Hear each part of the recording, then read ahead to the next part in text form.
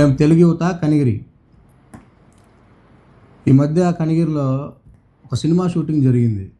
ఎన్ని రోజులు జరిగింది ఆనంద్? సినిమా షూటింగ్ పేరు డిఎస్సి. 3-4 రోజులు జరిగింది. సినిమా షూటింగ్ అని ఎందుకు అంటున్నా అంటే, ఎలా అయితే సినిమాలో జూనియర్ ఆర్టిస్టులు ఒక షూటింగ్ జరుగుతూ ఉంటుంది, అందులో 10 మంది మెయిన్ ఆర్టిస్టులు ఉంటారు, వెనక కొన్ని వందల మంది జూనియర్ ఆర్టిస్టులు ఉంటారు. వాళ్ళకి ఏంటంటే స్క్రిప్ట్ తెలీదు, స్క్రీన్ ప్లే తెలీదు, సబ్జెక్ట్ తెలీదు, ఊరికే వచ్చి పేమెంట్ తీసుకొని వెళ్ళిపోతూ ఉంటారు. అదే మాదిరి 4 రోజులు, అదేవిధంగా 4 రోజులు కనిగిరే కాదు స్టేట్ మొత్తం జరిగింది ఇదే డ్రామా, ఇదే సినిమా షూటు. అయితే ఈ సినిమా షూటు అటర్ ఫ్లాప్. ఎందుకంటే వీళ్ళ పార్టీ కార్యకర్తలు తప్ప, నాకు తెలిసి వీళ్ళు పేమెంట్ ఇచ్చిన జూనియర్ ఆర్టిస్టులు తప్ప సామాన్యుడు ఒక్కడు కూడా దాన్ని పట్టించుకోలేదు, ఒక్కడు కూడా దానికి స్వచ్ఛందంగా రాలేదు. మేమేమంటున్నామంటే, మేము ఇంకా నారా లోకేష్ గారికి కానీ, హోమ్ మినిస్టర్ అనిత గారికి కానీ చెప్పేది ఏంటంటే, ఇలాంటివి ఇంకా పర్మిషన్లు ఇవ్వండి. 4 రోజులు కాదు, 40 రోజులు పర్మిషన్ ఇవ్వండి. వాళ్ళు చేసేది తప్పని సామాన్యులకు తెలిసినంత వరకు వాళ్ళని చేసుకోనివ్వండి. వాళ్ళ రాజకీయ ఉనికి కోసం వాళ్ళు ఎన్నైనా చేసుకోనివ్వండి. కనీసం ఇన్ని రోజుల్లో, ఇన్ని ర్యాలీల్లో, నాకు తెలిసి ఇన్ని నిరసన దీక్షల్లో ఒక్కడు కూడా డిఎస్సి తరపున కానీ, ఒక జెన్జీ అని పేరు పెట్టుకున్నారు, ఇది పెద్ద కామెడీ. ఆ జెన్జీ అనే వ్యక్తి కానీ, ఆ జెన్జీకి సంబంధించిన ఒక పిల్లవాడు కానీ, స్టూడెంట్ కానీ, ఒక డిఎస్సి మాకు అన్యాయం జరిగిందని చెప్పి, ఒక స్పోర్ట్స్ కోటాలో అన్యాయం జరిగిందని చెప్పి ఎక్కడ రాష్ట్రంలో 4-5 కన్ఫ్యూజన్లో పెట్టారు తప్పితే, ఈ ఏరియాలో అయ్యే మొఖాలు, అయ్యే కార్యకర్తలు, డిఎస్సికి అయ్యే, ఏది పెట్టినా అదే, ఏ ప్రోగ్రాం పెట్టినా అదే. వైఎస్ఆర్ జయంతి రోజు ఆ 10 మందే కనపడతారు, ఇంకా ఏ ప్రోగ్రాం పెట్టినా ఆ మెయిన్ ఆర్టిస్టులే. మిగిలిన వాళ్ళందరూ ఏ రోజుకి ఆ జూనియర్ ఆర్టిస్టులు, వాళ్ళకి ఏ సబ్జెక్ట్ తెలియదు పాపం. అయితే సంతోషమైన విషయం ఏంటంటే, పాపం వచ్చి కడుపు నిండా తిని అలవాటు ఉన్న వాళ్ళు తాగి పోతారు. ఆ విషయంలో మాకు ఎటువంటి ఇబ్బంది లేదు. మేము దద్దాల నారాయణ గారు కూడా గౌరవంతో సంబోధిస్తాము. ఆయన అంటే మాకు ఎంతో గౌరవం కూడా ఉంది. ఎందుకంటే చాలా కష్టపడి ఆయన టికెట్ తెచ్చుకున్నాడు, మేము రెస్పెక్ట్ చేస్తాం. నికార్సైన వైసీపీ కార్యకర్తలు కూడా, స్నేహితులు కూడా రెస్పెక్ట్ చేస్తాం. ఆ విషయంలో ఎటువంటి తప్పు లేదు. ఎందుకంటే పాపం వీళ్ళకి సంబంధించింది కాదు ఇది. పైన నుంచి ఆర్డర్ వచ్చింది, స్క్రిప్ట్ వచ్చింది, వీళ్ళంతా పాపం ఆ స్క్రిప్ట్ ప్రకారం డ్రామాలు వేయాల్సిందే ఇక్కడ. సో పాపం వీళ్ళకి సంబంధించింది కాదు. వీళ్ళని మేము ఏ విధంగా కూడా తప్పు పట్టట్లేదు. వీళ్ళ రాజకీయానికి ఇవన్నీ అవసరం, లేదా జనాలు మర్చిపోతారు. వీళ్ళు చేసేది ఏంటంటే, ఏదైనా చావు ఉన్నప్పుడు జగనన్న పోయి హడావిడి చేయటం మీడియాలో, అవి లేనప్పుడు ఏది ఇలాంటి ప్రోగ్రాములు చేయటం. అయితే మేము గౌరవంగా దద్దాల నారాయణ గారికి చెప్పుకునేది ఏంటంటే, మొన్న ఈ మధ్య మా యువ కార్యకర్త ఒకడు వీడియోలో రెస్పెక్ట్ లేకుండా మాట్లాడాడు. దానికి కూడా మా నాయకుడు ఉగ్ర నరసింహారెడ్డి గారు మందలించి అది తప్పని చెప్పి చాలా కఠినంగా, మరి ఎవరు కూడా అలాంటివి చేయకుండా భవిష్యత్తులో దాన్ని నివారించాల్సిందిగా గట్టిగా మాకు ఆర్డర్ వేశాడు. దానికి మీరు అతనికి ఏదో చెప్పాడు, చదువు సంధ్య లేదని, చిల్లరని. సో మేమైతే అటువంటి వ్యక్తిగత గౌరవ భంగం కలిగించేలాగా మా పార్టీ తరపు నుంచి ఎవరు చేయరు. అది మా యొక్క పద్ధతికి విరుద్ధం. గుర్తుపెట్టుకొని మేము గౌరవంగా చెప్పేది ఏంటంటే, మీరు ధర్నాలు చేస్తున్నారు పైన వచ్చిన స్క్రిప్ట్ ప్రకారం.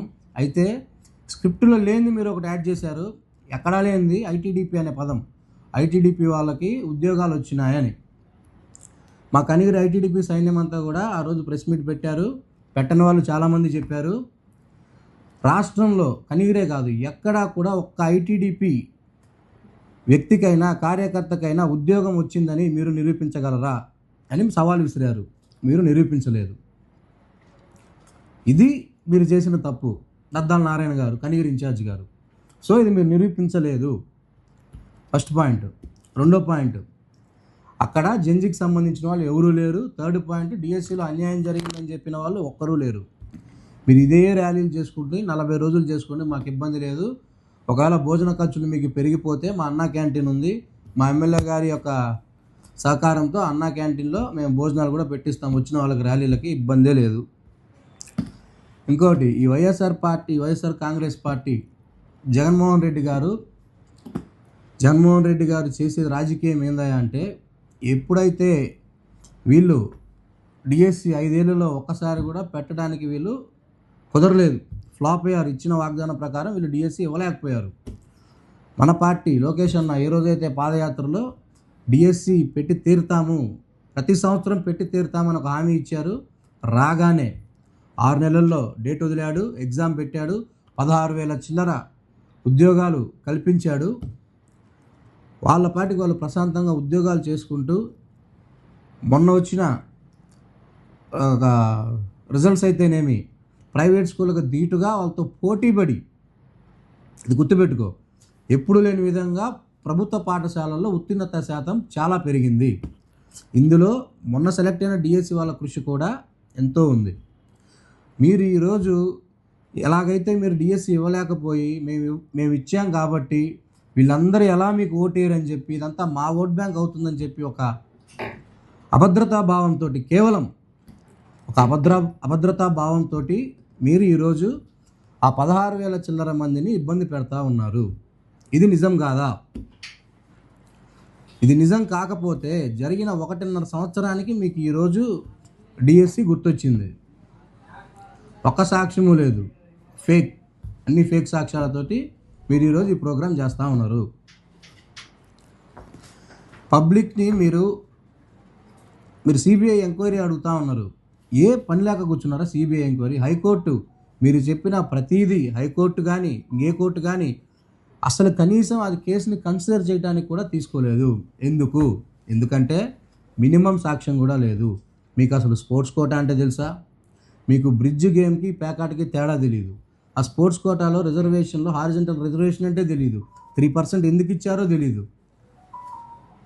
అసలుకి ఈ డిఎస్సి గురించి డిఎస్సి కండక్ట్ చేసిన ఏదైతే సుప్రీం టాలెంటెడ్ వాళ్ళు ఉంటారో నిఘా వాళ్ళు ఎక్స్ప్లెయిన్ చేశారు, కలెక్టర్ ఎక్స్ప్లెయిన్ చేశారు, ఎడ్యుకేషన్ సంబంధించిన డిపార్ట్మెంట్ వాళ్ళు ఎక్స్ప్లెయిన్ చేశారు. ఆఖరికి డిఎస్సి వాళ్ళు ఎవరైతే 16,000 మంది ఇచ్చినారో డిఎస్సి వాళ్ళు వచ్చారో స్వచ్ఛందంగా ఎటువంటి పొలిటికల్ లేకుండా వచ్చి మొన్న ర్యాలీ చేసి మిమ్మల్ని క్వశ్చన్ చేసి ఇంత నీట్గా చిన్నపిల్లడికి చెప్పినట్టుగా చెప్తే కూడా మీకు అర్థం కాకుండా మీ జెండాలు పట్టుకొని మీ ర్యాలీలు చేయడం తప్ప, మీ ర్యాలీలో కనీసం వేరే పార్టీ వాళ్ళకి వచ్చారా? సిపిఐ వచ్చిందా, సిపిఎం వచ్చిందా, ఆఖరికి కొత్తగా వచ్చిన బీసీవై వచ్చిందా? ఎందుకు మీ పార్టీని ఒక్కడైనా సపోర్ట్ చేయకుండా ఒక అంటరాని పార్టీగా ఎందుకు చూస్తున్నారంటే అందులో నిజం లేదు కనుకనే స్వచ్ఛందంగా ఒక్కడు కూడా పార్టీకి సంబంధం లేని వ్యక్తి, మీ పార్టీకి సంబంధం లేని వ్యక్తి మందుకి ఫుడ్కి తప్ప ఒక్కడు కూడా వచ్చిన దాఖలాలు లేవు. నిజమైన తప్పు జరిగితే రెవల్యూషన్ అనేది, ఒక తిరుగుబాటు అనేది సామాన్యుడి నుంచి వస్తుంది. నీట్ ఎగ్జామ్ పెట్టింది మా కూటమి ప్రభుత్వమేగా, అందులో తప్పు జరిగింది ఒప్పుకొని మేము మళ్ళీ రీ ఎగ్జామ్ పెట్టినాం. అది రాజీనామా చేయడానికి ఎవరు పార్టీలు వచ్చినాయా? పార్టీలు కాదు, స్వచ్ఛందంగా యువకులు వచ్చి ర్యాలీలు చేసి దీక్షలు చేస్తే అది సక్సెస్ అవుతుంది. అంతేగాని ఎంతసేపు మీ 10 మంది జూనియర్ ఆర్టిస్టులు వేసుకొని 4 రోజులు కాదు 40 రోజులు తీసుకోండి, మేము పర్మిషన్ ఇవ్వడానికి రెడీ. మా ఎమ్మెల్యే ఉగ్ర నరసింహారెడ్డి గారు కూడా రెడీగా ఉన్నారు. వాళ్ళు చేసుకోనియండి, ఇబ్బంది ఏముంది. సామాన్యులు మాతోనే ఉన్నారు. అసలైన జంజీ మాతో ఉంది. మీరు జంజీ వారు పెట్టుకొని పెద్దవాళ్ళందరూ కూర్చొని మీరే నిమ్మరసం మీరే కలుపుకొని సక్సెస్ అయినట్టుగా ఒక డ్రామా, ఒక కామెడీ మూవీ తీస్తూ ఉన్నారు. సినిమా